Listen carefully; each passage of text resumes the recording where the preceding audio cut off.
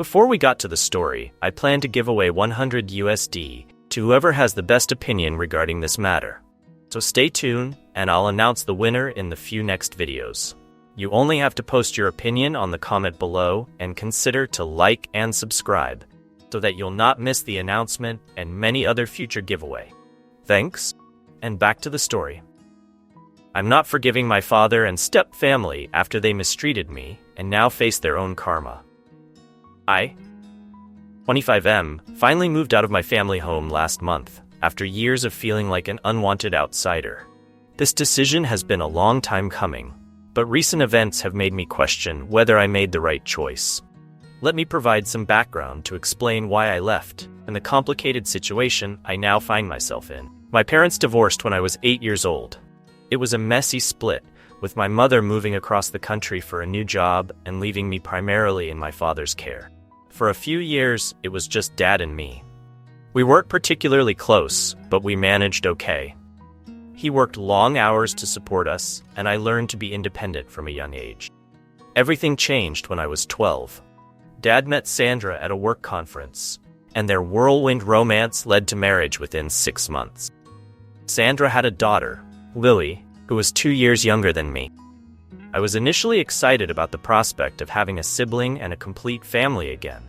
However, from the moment Sandra and Lily moved in, it became painfully clear that I was no longer a priority in my father's life. Started with small things. Dad began attending all of Lily's school events but missing mine due to work commitment. Sandra would cook elaborate meals, catering to Lily's tastes, while telling me to make my own dinner if I didn't like what she prepared. As the years went by, favoritism became more pronounced. When I turned 16, I received a used bike as a birthday gift. 3 months later, Lily got a brand new car for her 14th birthday, with the justification that she'd need it in a couple of years anyway. My achievements were consistently downplayed or ignored. I made the honor roll every semester in high school, but my report cards were met with indifference. Meanwhile, Lily's C+ in math was celebrated with a shopping spree because she had tried her best. The disparity in treatment extended to every aspect of our lives. Family vacations were planned around Lily's interests and schedule, often during times when I had important school or extracurricular commitments. I was left behind with distant relatives or neighbors more times than I can count.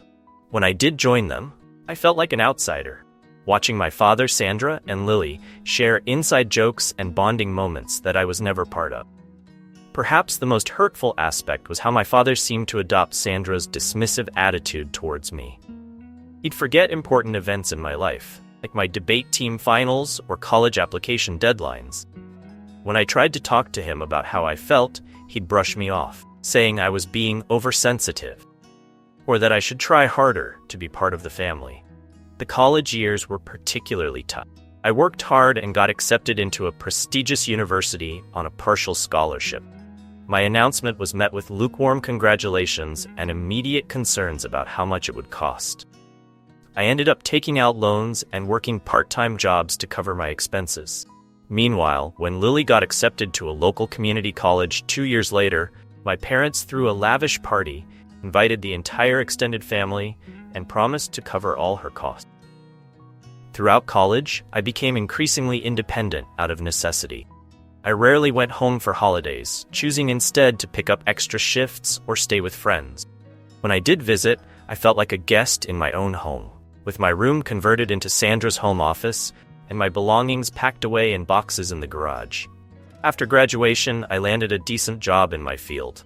I lived frugally, saved aggressively, and focused on building my career. My interactions with my family became less frequent, limited to obligatory phone calls on birthdays and major holidays. I tried to maintain a relationship with my father, but our conversations were always superficial, with him showing little interest in my life or accomplishments. Last year, I finally saved enough for a down payment on a small condo. Wasn't much, but it was mine, and I was proud of what I had achieved on my own. When I announced my plans to move out, the reaction was telling. Sandra seemed almost relieved, while my father's response was a distracted, "Oh, that's nice, son." Lily, now 23 and still living at home while attending college part-time, rolled her eyes and muttered something about me, thinking I'm better than everyone. The day I moved out was surreal. I had so few possessions in the house that it took only one trip to get everything. No one offered to help. As I was leaving, Dad gave me an awkward pat on the back and said, "Good luck out there."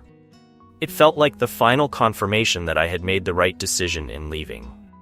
For the first 2 weeks in my new place, I felt a mix of emotions.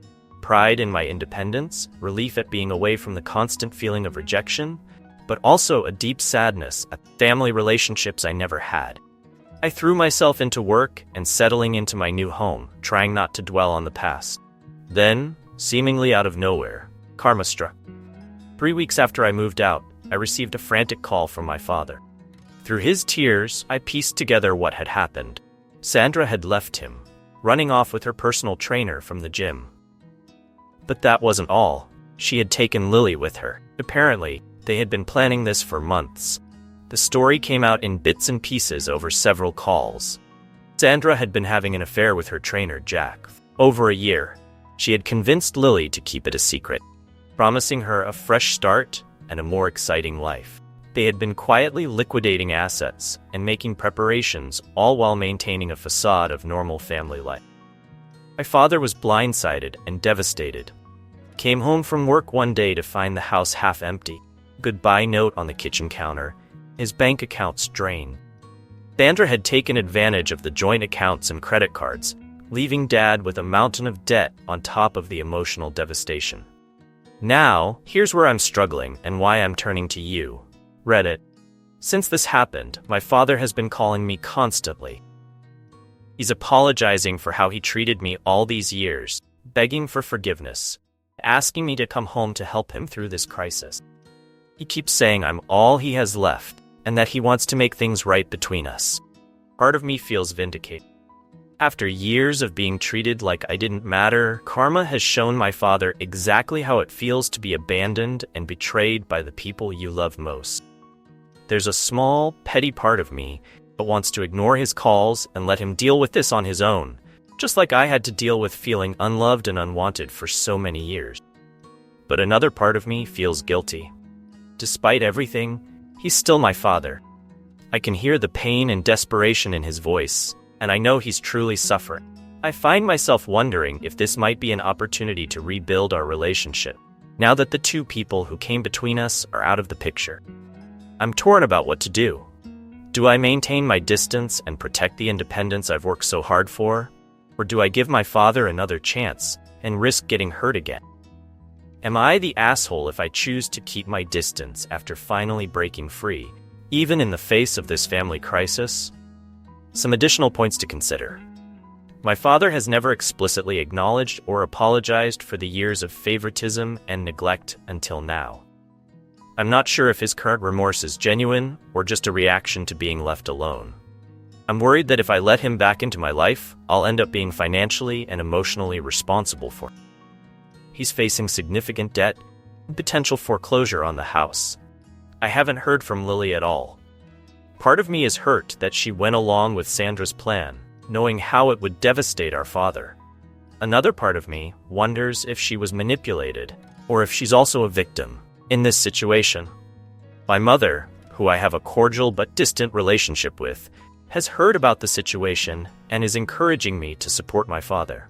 She says she regrets not being there for me more when I was younger, and doesn't want me to have the same regrets with Dad. My friends are divided.